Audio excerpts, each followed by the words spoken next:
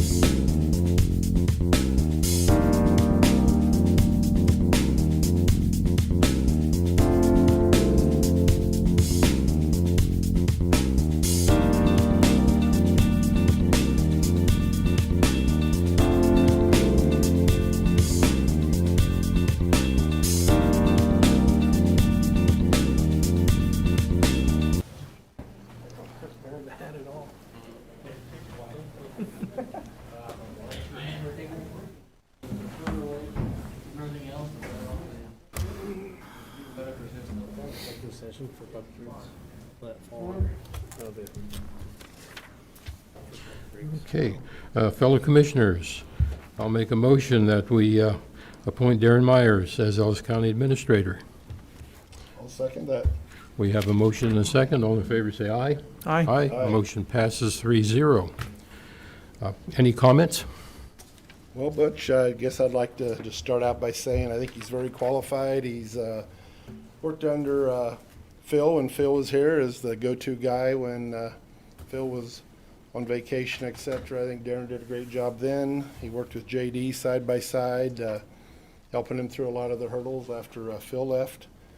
And I think he's a great fit for the county. He does us a wonderful job on the fire side, and I know that's his true love, but I think his other true love is leadership in Ellis County, and he's going to be with us for a long time, and I'm very excited to have him on board finally instead of that interim name we can throw away and actually call you a county administrator. And as young as he is, like he's going to serve us for many, many years. Yep, I agree. Commissioner Younger? Yes, for all the year and a half that I sat out there and watched Darren perform, just talking with people in the public and how great of a job he was doing, and just stepped right in there. And I don't think we can ask for anybody better. We got us a good employee, good administrator. Thank you. Very excited to have him. I know the department heads like him before you even, while he's still the intern, but he had a great relationship with the department heads, and I believe the elected officials all felt the same way from the ones I talked to, so thank you again. Well, I know Darren has demonstrated knowledge and abilities with this position. He's impressed us all. And as I've talked to Darren in the not-so-distant past, he has just a genuine interest in and a concern for Ellis County. And I know we could not find that kind of a genuine person with that kind of interest in any administrator candidate we would have looked for. So Darren he's the right fit for this county at this point in time. I agree. I do too. Darren, welcome aboard. Yes. Thank you for accepting. Thank you.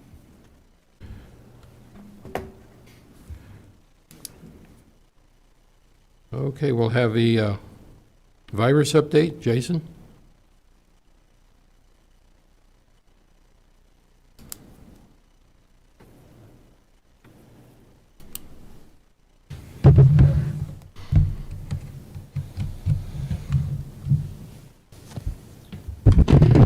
Good evening, Commissioners. Jason Kennedy, Ellis County Health Services Director. So, for the, kind of a continuation of consistent trends that we've seen since November 23rd is continuation of decreased cases. I'll show you a couple charts here real quick that I tried to put them on the same screen, but they're not quite there, but you'll kind of get the gist of it. We have, since November 23rd, have continued to see decreased cases, precipitous decrease in cases. And actually the last 5 days, we've had average cases, 7-day average cases of less than 5, which is good. The thing that you'll see on these graphs, which is something that we haven't seen, is that if you look at this graph here, you'll see total number of tests. So as you can see, we kind of had the first spike in total number of tests over here. Starting around the 23rd, which is right here, we saw another spike in tests. As you can see, above it is the cases per day, so positive tests per day. So as you look, as the pandemic has gone, as tests have gone up, cases have gone up. And as tests have gone down, cases have gone down. We know that. Our percent of positive has been fairly consistent. More tests, more cases, less tests, more cases. Until November 23rd. Starting November 23rd, our number of tests per day has stayed fairly consistent and high. So if you see through here, our number of tests conducted each day has been high. Actually, in the last few weeks, we've had some of our highest days of testing ever. And if you look above it, these are the number of positive cases. They've stayed low. For the first time since this pandemic started, Ellis County sees a precipitous decline in its percent of positive, which means less illness in the community, starting on the 23rd. Now, there's several scenarios, there's several ideas, there's several opinions. Fauci has his own of why or when this happened or whatever. But the fact is that as our cases as our tests have stayed high, our cases have stayed low. That is good news. As we roll through the spring into summer, less sickness in our community. So as we know that, we look at that, people still use it to guide their decisions. People are living life, they're going out, they're doing things, we understand that. They're moving back towards some level of normalcy, and it's a good time to do that. Our cases are low, we want to keep them low, but we also understand that people need to move forward with life. So as we go through spring, people just still need to be somewhat smart. If you're sick, stay home. If you don't feel well, stay home. If you're symptomatic, go get tested. It might actually not be COVID. You might have something else wrong with you. If you need to see a doctor, go see a doctor. Stop putting off your appointments for fear of COVID. Go do what you need to do to live your life, to be healthy, be smart. As spring comes on, it's the first time that we can make good on my mandate of go for a jog, go for a walk, get out, enjoy the nice weather. It'll just be good for your mental health, physical health, and really all of your health. So this is good information or good news for Ellis County. We also have vaccines. Obviously, the vaccine clinic's been running pretty well. We've had a few hiccups here and there, mostly weather related. Last week we actually, we've really been testing the just-in-time delivery system with vaccines. We actually had to go to FedEx to pick up our vaccines because we already had a line of 100 people that we didn't have vaccines for.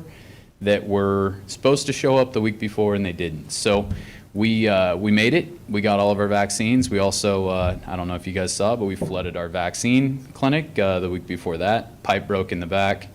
We showed up a couple hours before to get ready to give shots, and water was running out the front door of the building. It was a phenomenal community effort. We condensed the entire clinic into one half of the building. We had Hayes Fire, we had EMS, we had our Ellis County Maintenance, we had the two cleanup crews, Clean Right, and what's the other one I'm thinking of? Service Masters. We had emergency management. I mean, we had just everybody up there pushing. We were pushing waves of water out this side as we were pushing waves of people in this side to get vaccines. So it was pretty neat to see it all come together. We went ahead and gave all of our vaccines and made it through the day. So we've given around 3,000 frontline doses just at our vaccine clinic. That doesn't include what Hayes Med's given to frontline healthcare workers, and about 1,000 second doses. We do have another 500 for this week. So vaccine availability will get better. We still need everybody to get signed up. Anyone that wants to receive the vaccine, you do not have to be over the age of 65 to sign up. You do not have to be a frontline healthcare worker to sign up. You just need to go to the form, sign up, express your interest to be vaccinated. And as we work through those priority lists and as we get through those groups of people, we'll continue to move down the list. Our vaccines are all gone by Wednesday afternoon when we leave that building. We do not ever have a vial of vaccines sitting on a shelf in Ellis County. We get them on Monday or Tuesday. They're all gone by Wednesday at 5 o'clock. Other than that's the big things in vaccines. The Johnson & Johnson is out, or it's approved. I believe the state's going to get around 25,000 doses. We don't know if we will be receiving any. We don't really even know week to week how much we're going to get or what kind we're going to get. We receive an email on Wednesday that says you're getting this much, and it just shows up hopefully on Monday or Tuesday so we can give it on Wednesday. So that will continue. If you, like I said, we encourage people to get signed up. If you want to receive the vaccine, sign up, and we will work through those priorities as fast as we can. So what is our average per day right now, being it's staying pretty level? For cases? Yeah, today it was 4. Let me pull it up. Today it was 4 cases a day. 3 cases a day. 2 days ago it was 4 cases a day, 5. We've been averaging really for the last 2 weeks 6 to 3 cases a day is kind of where we're at for the 7-day average. And I don't see it. I don't see a significant change in that data. I think we'll stay around that for a while. And then with more vaccine, more availability, better weather, I think we'll probably see a continuation of that.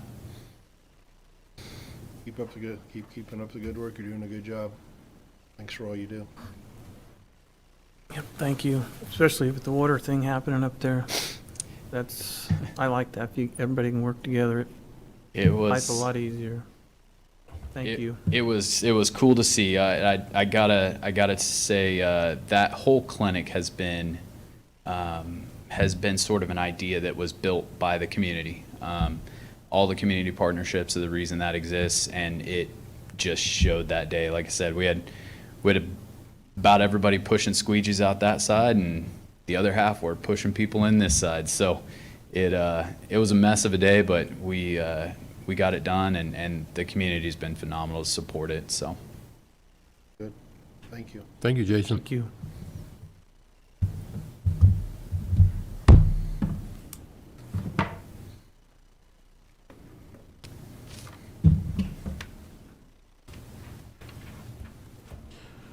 Okay, the next agenda item is the annual bridge inspection report. Brandon?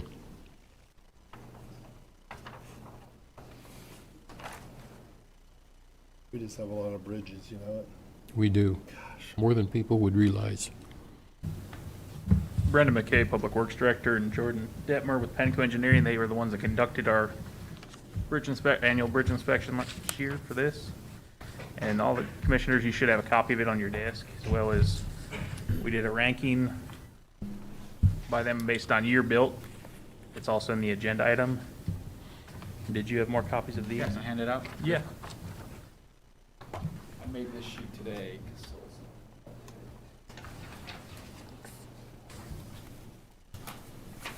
Thank you, sir.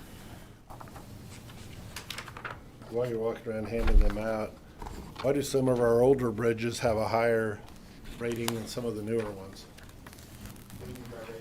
Or sufficiency rating? Because sufficiency rating is based on you want one? Complex formula that doesn't just take in account of age. Okay, It can be based off of roadway width, available load capacity, ADT, and it includes all of the MBI items. all right, well, thank you. And some of them have had deck repairs on them and patches.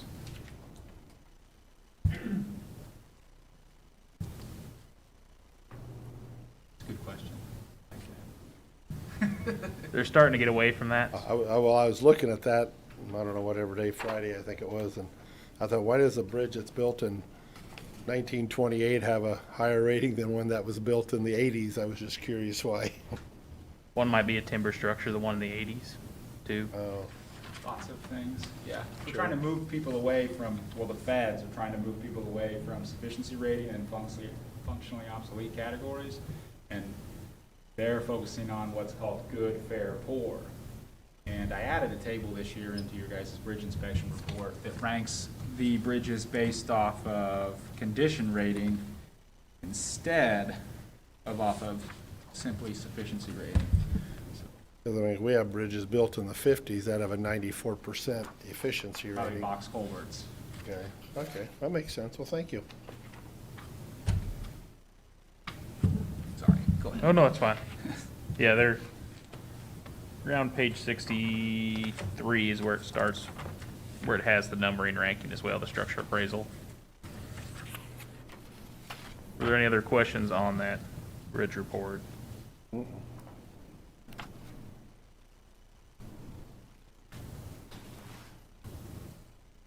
The next item was the bridge closure.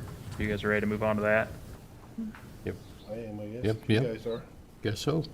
So part of the KLBIP program that the county applied for and submitted last year, part of that project, the county can receive an additional $50,000 in funding if they close out, what is determined, they close out, permanently take off the inventory and remove it from the inventory system, they can get $50,000 in addition to the $150,000 that are granted for the KLBIP.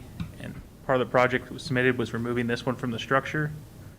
I'm bringing it forward now before we start the KLBIP because it's due for its fracture critical inspection, and that's about $1,900. So if we delay this too long, I believe it's due March 22nd. If we don't have it done, you guys don't make a motion to close it and allow us to block it off here in the next 3 weeks, we'll have to pay Penco engineering firm to come out and inspect it for us to close it later this year. So we're just gonna leave it in place. We're not gonna tear it down. Correct. We're gonna leave it in place. We're gonna have to put barricades up, proper sign on both sides. Because it'll stay for a long time just sitting there. Oh, yeah. And you put up a permanent barricade, right? Correct. We have to close and restrict access to it. So we'll have, whether it's Lego blocks and OM3s or just OM3s, and then proper signage on both the north and the south side of the roadway. And then lots of reflective and yellow markers so Mm-hmm. people are aware. Okay, The idea with the Lego blocks is it's something larger. I mean, every farmer has a tractor, they can probably move it if they decide to, but it's not someone that can go by with a pickup truck and just drag off into the ditch and go through it. mm-hmm. That'd be our first step. If they are moved continuously, then we'd have to weld beams across the bridge and drive piling in front of it. Yeah, I know when we looked at that bridge last year, it was needing to be closed. Yeah. I believe it has a 3-ton weight limit on it right now, if I'm not mistaken, that one. I thought it was more than that, wasn't it? 3 or 5 ton. It was pretty low. And it's fracture critical, so inspections every year and very costly inspections. You have to be within 18 inches of the structure the entirely. Yeah, for fracture critical bridge inspection, you have to have your face within both sides of 18 inches of all members that are in tension. So there's a lot of ladder work and it takes a lot of time, more so than a regular. So do I hear a motion to close this bridge? And is that the one, right at the top of the list, correct? When it was constructed in 1920, is that right? On 140th? Is that the one? I was just wondering how old that bridge was, because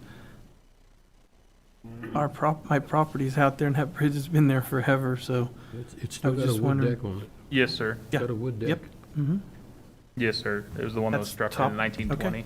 All right. Okay.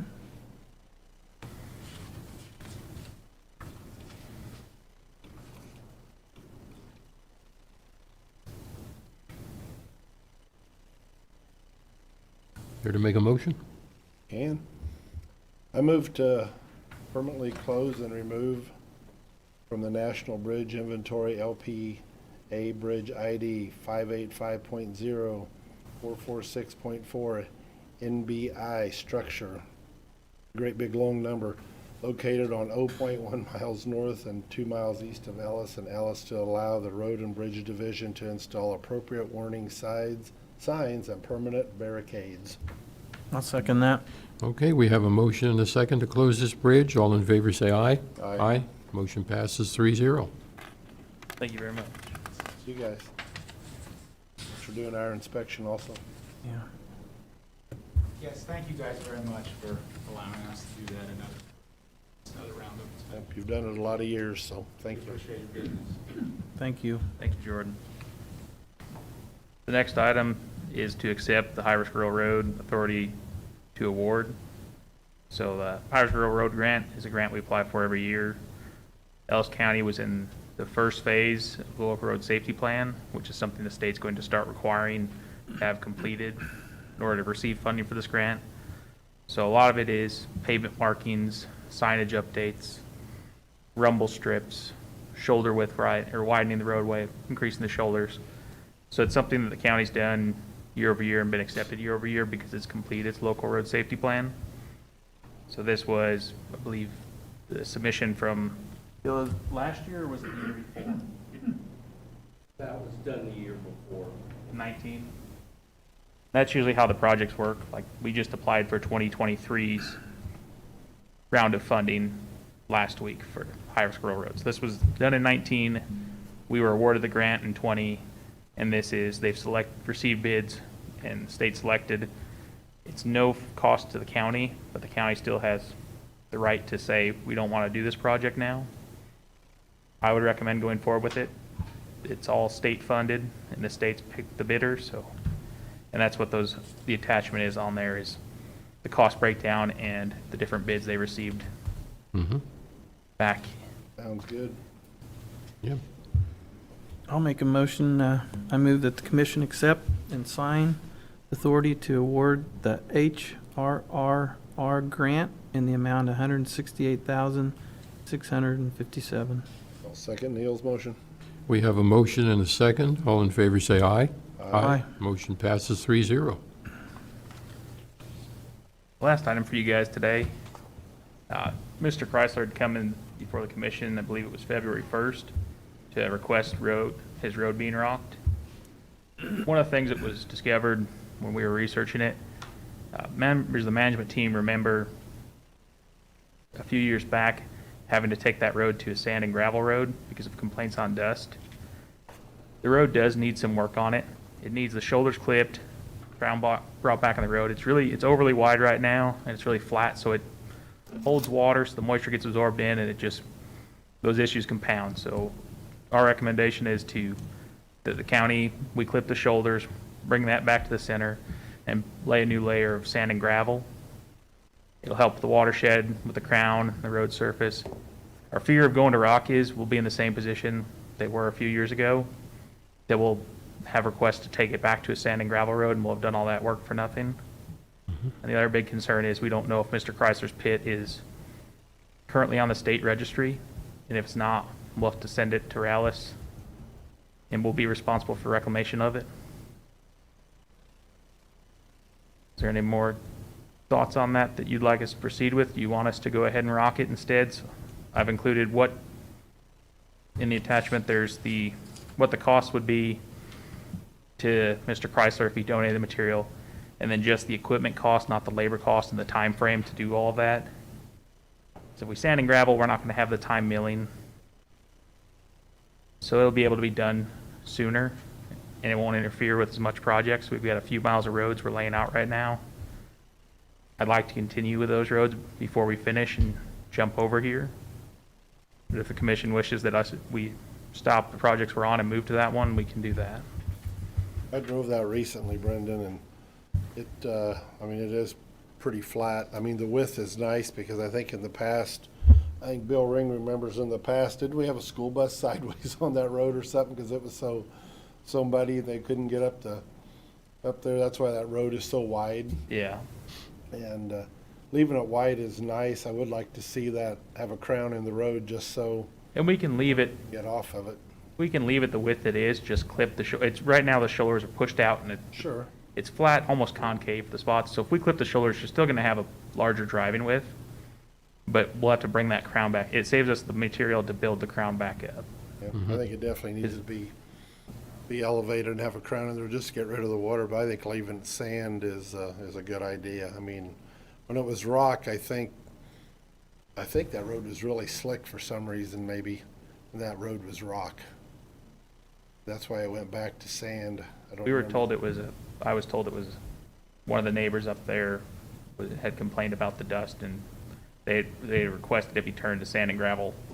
Because south of those 4 miles that Ellis County maintains, Russell County maintains, and they have a sand and gravel mix on their part. So it just keeps that consistency, except for where you come to the hill, then it's that white rock, the limestone rock road. Because your sand and gravel is just going to fall down the hill and end up with a big pool at the bottom, and there's a rock pit right at the top of that hill. Exactly. Well, I'd be in favor of complying with your recommendation. All righty, well, we'll add that to our list then. Anything you had on that, Neil, or? Well, I just like the matching part of it to Russell County with the sand, so why switch, make it all the same and go on, and like I say, the cost is a little less with that, especially that it's not certified with the state, so. Yeah. And that's part of something we do every year. We have all of the pits that Ellis County's in. They've submitted plans, reclamation plans, and pit openings. And each year, here in about a month, we turn in reports to the state of how much tonnage we pulled out of every pit, where we are, how much acreage is exposed. We're not a producing entity that they consider, so we don't pay the permit fee for it.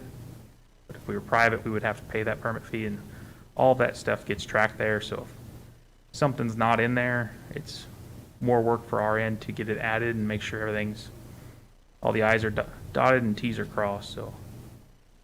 Alrighty, well, if there's nothing else you have for me, I'll sit back down. Thank you. Okay. Thank you, Brandon. Thank you. Okay, next item is county townships. Bobby? Bobby Dryling, County Clerk.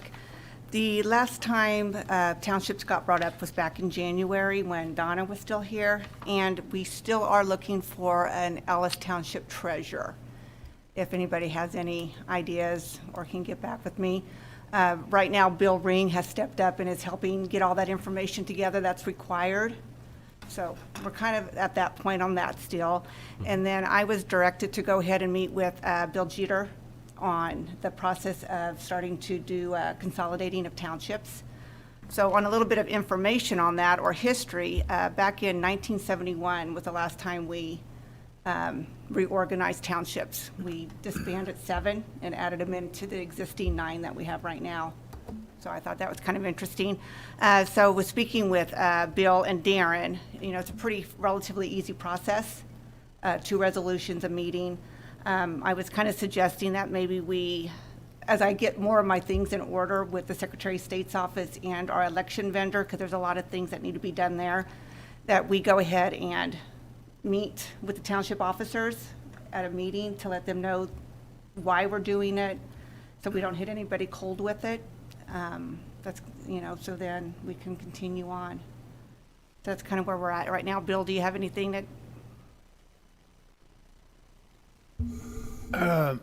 Bill Jeter, County Councilor. It's a relatively simple process. The commission adopts a resolution of intent to disorganize any township and attach it to another township. You have to publish notice twice in the paper, schedule a public hearing. In the meantime, if a majority of electors in any township file a petition in opposition, then it doesn't happen. If they don't, then you go ahead and have your public hearing, and then the commission decides at that time whether to dissolve a township and attach it to another. So through that process, and with the map that Bobby showed me, you can reduce the townships down to 3 total.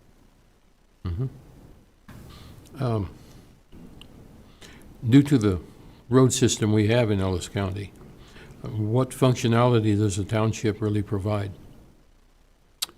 That may be more of a Bobby question. I'm not sure with the adoption of the county unit road system, most of the reasoning behind having townships is eliminated. Absolutely. Now, are the townships still taking care of the cemeteries? no. Okay, The only township that really does anything with a building-wise is Buckeye, because they got the Buckeye School that they hold their receptions and everything in. And then the other township is Big Creek, and they have to sign off on cereal malt beverages, like with the fair and RPM Speedway. Other than that, all the other county townships, they don't have anything that they have to do in order to maintain their township. so it might be time to look at downsizing those. Right. I mean, we'd be going from 27 officers down to 9. So when it comes to election time, it would be a lot more easier to find officers than it is right now. Yeah, absolutely. Well, I'm in favor of you proceeding with this, and Is that okay? I am too. I like the idea. Way to go, Bobby.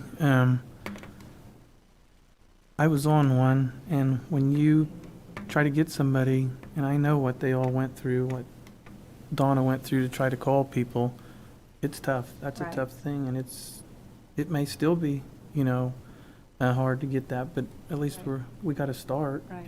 But And yeah. there also will be pretty, I mean, I don't know exactly how much cost savings it will when it comes to elections, but, we're going to be eliminating quite a few ballot styles. And our vendor charges per ballot style. And so, city school, it'll be a little bit different than your even numbered years, but it's going to save money that way too. okay, So- sounds good. Is there a chance that you could get those figures at some point? Yes, I can get Okay. those to you, and then I'll definitely have them ready, like, when we decide to do our meetings with the township people. So if they have any questions too, we can have good reasons of why we're doing this, besides other than not finding officers. Okay, Okay, sounds good. Thank you. perfect, that's all I have. Okay, county budget forecast, Darren.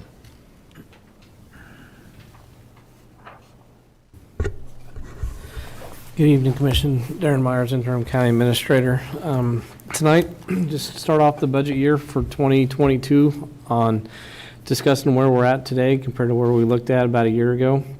And I know forecasts kind of show us a whole lot, but in some ways they don't show us anything at all because we don't know what sales tax will be 10 years from now, where property values will be at, et cetera, employee health care costs and such. But just looking at a couple different numbers over the last year that we have seen that are actual numbers is our revenues for 2020 came in just over $1 million over what we had projected, and annual expenditures were about 1.5 million below. So that's about a $2.5 million surplus, not necessarily a surplus, but in $2.5 million in the right direction when we start looking at our unencumbered cash for the county in general. In addition, as well as the county commission is fully aware, as we passed the 2 quarter-cent sales tax, or the voters passed, I should say, that has a significant impact onto our forecast looking out over the next 10 years because it does sunset in October of 2030. So that does have a pretty monumental impact to our budget over the next 10 years. Another big change that has a large impact in the budget is the health insurance that we have talked about and started to implement here in January. that has an annual savings of roughly, at this point, between the county's share and the employee share, about $300,000 annually. However, on top of that, we're looking at about $600,000 that we'll be able to keep into the counties. We created a new employee benefit fund that all the money gets basically pulled out of bi-weekly, out of the general fund, the fire fund, solid waste fund, gets put into that benefit fund, and that's how we pay our insurance premiums as well as the secondary insurance. Before, we used to pay that to the state. The state took 100% of the money. Now, a partial of that amount pulled per person stays into our benefits fund, and it will continue to gain interest and a balance over the years.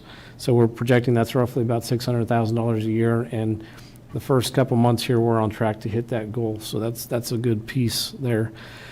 As well as looking back into 2020 and how COVID impacted the county. Sales tax were up. We've seen the first couple months of sales tax now that we started collecting those. Those are about $500,000 to $600,000 more than what we had projected. However, those months are right around Christmas. So those are going to be higher sales tax collected months. So we look at that to level off and even dip a little bit here in the coming months.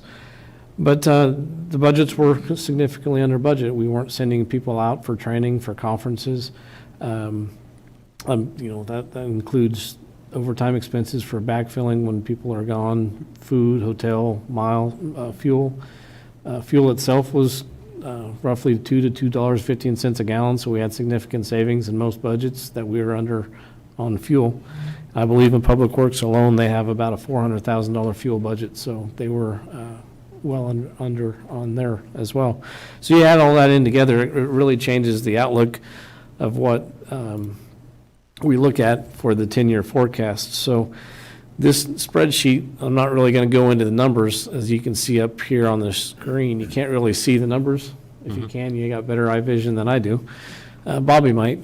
But the key is, last year when we started talking, we had these big, long red lines at the bottom. That basically was showing us that come 2024, we were starting to have a budget gap between what we needed to fund our general fund compared to the gap that we didn't, that we were going in the wrong direction, that eventually the budget was not going to be sustainable, and we were going to start making significant cuts between services, employees, et cetera.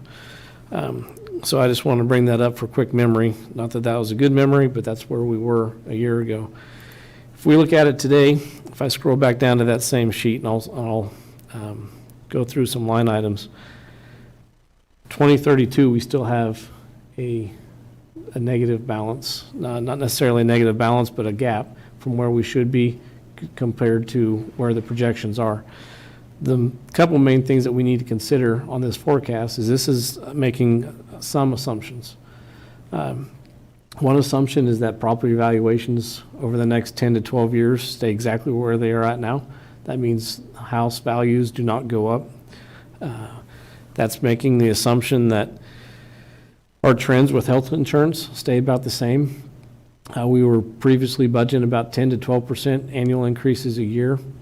With what we're doing at now with the new program, has been reduced down to about 6% because we're not paying a full 10 to 12% increase on our overall premiums. It's only about 60% of those premiums is what we're going to actually pay the increases on. So the overall increases we may be able to absorb as that employee benefit fund increases, but we're also paying less on the increase because the Blue Cross Blue Shield policy is not the total cost of that. As you can see right in these areas, this is the health department and EMS department. Throughout the first 10 years, they're doing well with revenue. We continued just as we had planned. The health department would have enough revenue. I can probably zoom in a little bit when we start talking about individual line items. Health and EMS, they stay basically flat, as if there's no budget increases over the years. The revenues would stay the same. However, as those dates progress and we get into about 2030 to 2031, you see those drastically dipping off. EMS revenues go from about 2 million all the way back to about 1.1 million, and that's because we lose the sales tax. And as that progresses, if the sales tax doesn't get renewed come 2030 by voter, or the commission doesn't choose to move that, we start going back in the same direction we just dug ourselves out of. These assumptions also go with, I'll scroll all the way to the top. This line item right here, as you can see, the property taxes. This is the assumption based on if we keep property taxes, and I know it's not a true across-the-board comparison, but everybody always kind of relates property taxes collected to the mill levy. Basically, keeping that the same, we put ourselves right back in the same situation we just got out of. I'm not saying that we need to raise taxes, but when we look at our future in 10 years, if taxes stay the same, everybody in this room knows that everything that we do costs more. Fuel will go up, the cost of a grader will go up, ambulances go up, payroll goes up. All costs of contractual services, commodities, they will continue to increase. So that's something that the commission needs to be aware of. As you did see here at the very bottom, there was that red dip, or that red dot down there. As I stated before, these are just forecasts. One thing to consider is what we talked about just a little bit ago in regards to the sales tax. So far, it has collected more than we anticipated. If it's $400,000 to $500,000 a year, if you look over a 10-year forecast as this is, that's roughly $4 to $5 million that would be included or increased in our unencumbered cash. If you do that, that completely pushes that red deficit off another year or two. If we come up here, let's just say, as we're talking about ad valorem tax, there's no increase. In talking to the county appraiser, we looked at the last 10 to 12 years, I believe, today, and she said the average is about 1 to 1.5% increase over the years. So if you just do that average of 1.5% increase, it completely eliminates that, and you can see it has a significant impact on our overall unencumbered balance and the financial, our finances into the future. One more thing I'd like to point out is the commission is aware we got several projects that we need to fund. We took out the GO bond the general obligation bond to do some road projects. However, the commission is well aware, as you just saw, there's 198 bridge structures in the county, 1,400 miles of road that need to be replaced or repaired, 140 miles of asphalt roads. That's not taking into account any increases into the public works budgets for the proper maintenance and care for those buildings or for those roads or structures, as well as the commission as well, that the commission is aware of is the public works building is need of major repairs. They literally have markings on their second story to where to place the buckets when the roof leaks, where they need to place the buckets to collect the water. So we know we have a significant project there ahead of us. There are several other projects that you were brought to attention to for the HVAC systems, both at this building as well as the law enforcement center. That's costing $7 million. So why am I bringing all this up and all these different pieces it's just very clear to point out that we cannot sustain, even with the sales tax where we're at now. We can't just start going out, increasing budgets and being start improving services, doing a whole bunch of other stuff. We need to, in my opinion, continue to focus on the services that we do now and do them as best as we can. We know we have projects that need to be done, and we need to plan for those properly.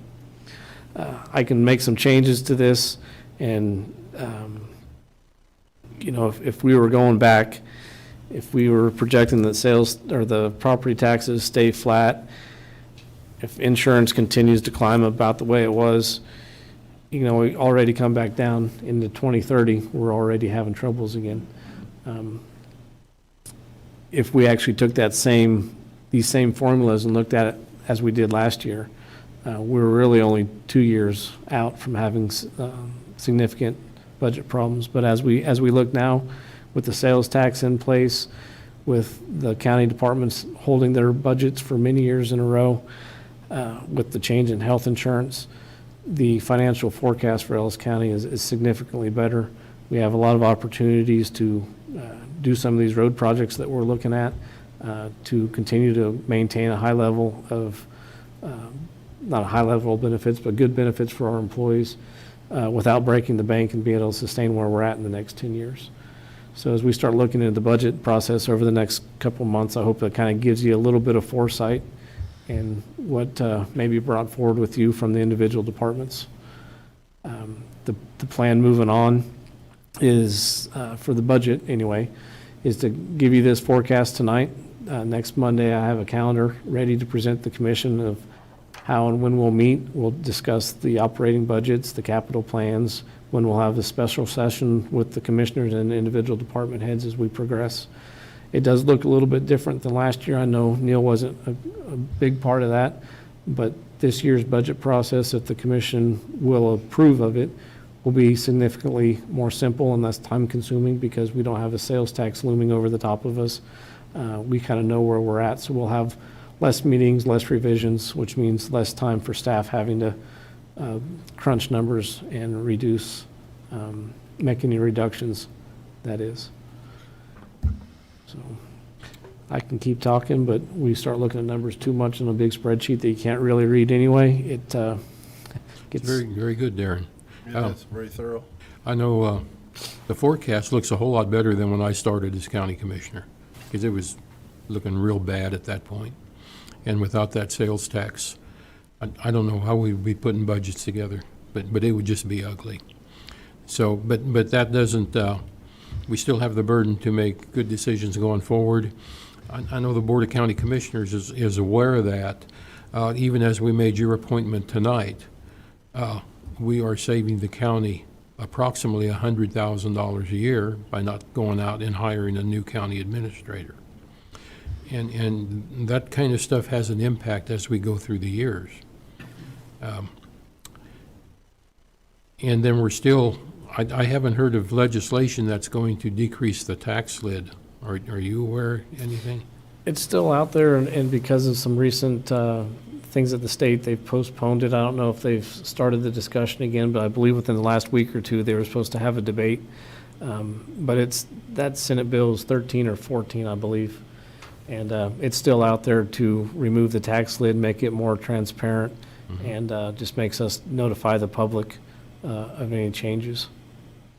But with that tax lid, if a county does find itself in trouble, you just can't raise the taxes you may need. You can only go up so far under that tax lid. So that can put a big gap in there you can't close. So, commissioners, comments? We're headed in the right direction, thanks to the Ellis County voters and getting the sales tax that we really needed, and I think it's going to help move Ellis County forward into the future, and I'm very excited about it. Absolutely. I appreciate everything you're doing, Darren. Just like you say, the roads build up. That's what the community wants. They want our roads back in shape, and you're doing a great job of getting us there, unless something drastic would happen, but I don't foresee that. But nope. Thank you for what you do. I know that's one of the priorities from the commission. We start talking about roads and the infrastructure, getting them back up to the county standards, and we'll never probably get them to the public standard of how they think they need to be. But I know Brendan's working on a couple different maps to help prioritizing some of the roads that need to be done. We've got a couple other avenues that we've started to research to help provide us funding potentially, as well as some agreements that we might be able to work into helping us focus on what roads need to be taken care of. So hopefully in the coming months, as those progress a little bit more and we can feel more confident about bringing it to the commission, we'll bring those up as well. Okay. County Administrator report, Darren. I have nothing this evening. Okay. County Commission reports. Commissioner Younger. I was looking through the report that Bobby gives out, that APLT 40. I'd just like to thank all the people that go away from their families to go help fires, to do whatever. The list goes on and on as I was going through it. It's just great that we have that kind of people in Ellis County that are devoting their time to help all of our other community people. That. And like to thank Darren too, and people that were up on the fire, that helped, done all that. Very good job. So, that's about all I have. Oh, and I did attend last week the development planning thing, so the meeting, it was a little interesting, but it was all good. Okay. Commissioner Hazelworth. I attended the K-Work meeting via Zoom. Not real crazy about them, but it's, we're getting through them. And we also had a KAC meeting and same deal, and basically talking about the tax lid that you guys already talked about, so no changes there really. Just a lot of concern via all the other counties in Kansas if that would change, so that's been a big part of the discussion. And leading off Neil's discussion also, when you see different counties working together, as Darren knows, when there's a fire here and a fire there and that mutual aid comes into play, that's just really neat to see. Last week in Russell County, they had a very large fire, and they had, I believe there was, I think, 8 other companies showed up to help put that fire out, and that's just really neat how that works and everybody works together. And I can tell you, Gorm thanks you again for the radios that you guys can all communicate together when you go out on a fire, and that's just, with my son being on the fire department, he said, that just really works good. We can all talk to each other now. So that's been great to see. So thank you, Darren, again. Okay. I believe, fellow commissioners, you did receive an email today from Bobby with the attached letter from High Plains Mental Health Center regarding meetings. And they did do a lot of restructuring with their meetings. For the past 2 years, I did serve on the executive committee along with Tom Dries. He was secretary in that committee. And they've restructured, and now I'm serving on the finance committee. So that's going to be a welcome change. My meeting nights won't be quite as long, as the finance committee doesn't start till about an hour after the executive committee meeting starts. So I'm looking forward to it. It's going to be good. One thing I would like to add, Butch, Darren, if you would, in the future, the grow haze, we kind of cut that, out of our budget by quite a bit. I think we knocked it down to, I want to say 27,000 maybe. Something like that, yeah. I looked back on this, in 2013, we used to fund them up around the $87,000 range. Around 2015, we dropped it down to 46, I believe, and now it's down to about 27. I would like to maybe see, starting to maybe put that into the budget and give us some scenarios on maybe refunding that a little more to a higher level. Mm-hmm. Just because it does a lot for Ellis County also, not just Hayes, but it does a lot for Ellis County. So I would like to see some options maybe to increase that. Definitely not all at once, but maybe take baby steps to get back to a little higher level, because it does do a lot for us too. Thank you. I will add that into the budget, and we'll have their subsidy requests the second week in June, so that's when they'll come in to talk about it, but we'll Okay. have it within the budget before then, so you can see how it'll impact it. Okay, thank you. Okay. Executive session? I move the Board of County Commissioners recess into executive session under the following exemption to the Kansas Open Meetings Act pursuant to the preliminary discussion of acquisition of real estate exception. The subject to be discussed during executive session is the Northwest Business Corridor right-of-way acquisition. Those persons to attend in addition to the Board of County Commissioners are Mr. Buck Driggs, Bill Jeter, County Councilor, and Darren Meyer, County Administrator. I'll second that motion. Oh, I'm sorry, 15 minutes. Buck, is 15 minutes enough? I'll Do we sec- need Bill or Brendan in there as well? We need to include the men beans are part of that, maybe? What do you think? Yeah. To include Brendan McKee, Public Works Director, and Bill Ring, past Public Works Director. I'll second that motion. We have a motion and a second. All in favor say aye. Aye. Motion passes 3-0.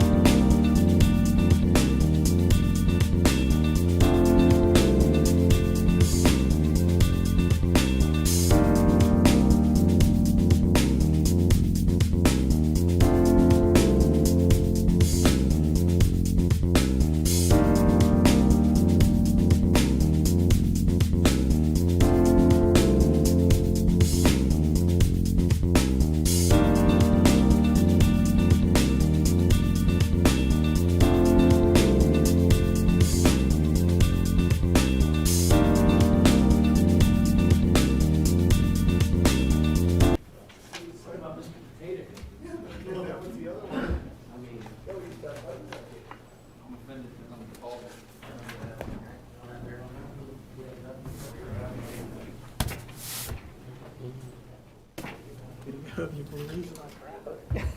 Friday, everybody's like gone. You know how to clear a room. Okay, Commissioners. I make a motion to approve Driggs Design Group, PA, to move forward with the condemnation process on any remaining tracts of land for the Northwest Business Quarter project and have legal counsel start the required condemnation paperwork. I'll second that. We have a motion and a second. All in favor, say aye. Aye. Aye. Motion carries 3-0. And no further business. We will adjourn at 6:26. Sounds good. Thank you all for coming.